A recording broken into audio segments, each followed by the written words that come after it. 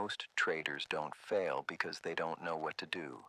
They fail because, at the exact moment they need to follow their rules, they choose not to.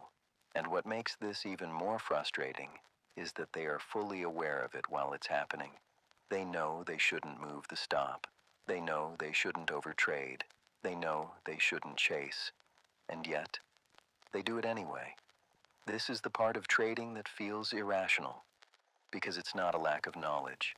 It's not a lack of strategy. It's self-sabotage. In the early days of his career, Jesse Livermore made a fortune trading trends. He understood the market better than most. He had rules. He had discipline, at least in theory. But he also had a pattern. After periods of success, he would begin to overtrade.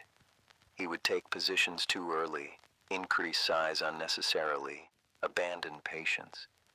Not because he didn't know better, but because something in him needed to act. He later admitted that his biggest losses didn't come from the market. They came from himself. And this pattern hasn't changed. Modern traders experience the exact same thing. Not because markets are harder, but because human nature hasn't evolved.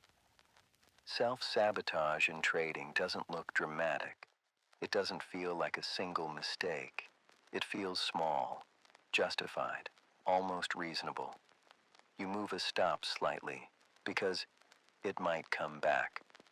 You enter early because this looks good enough. You take another trade because you've been waiting too long. Each decision feels harmless, but together, they form a pattern. And that pattern slowly destroys consistency.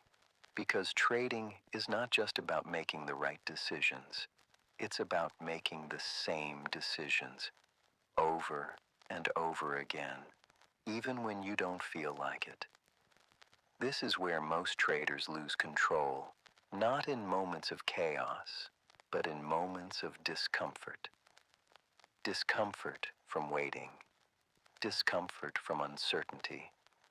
Discomfort from not being in the market when it feels like something is happening.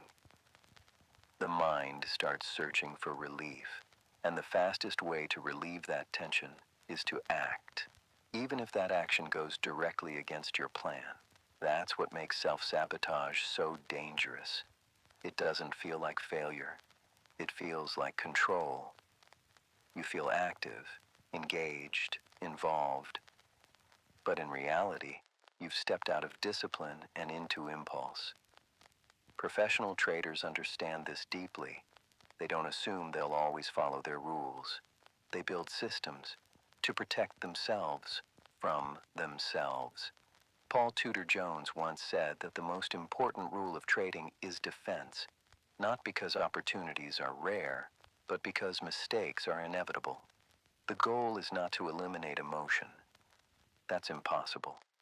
The goal is to reduce the damage when emotion takes over, because it will. At some point, it always does.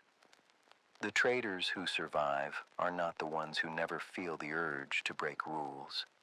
They are the ones who recognize that urge and choose not to act on it. And that decision, repeated over time, is what creates consistency. So if you find yourself knowing exactly what you should do and still doing the opposite, you're not broken, you're human.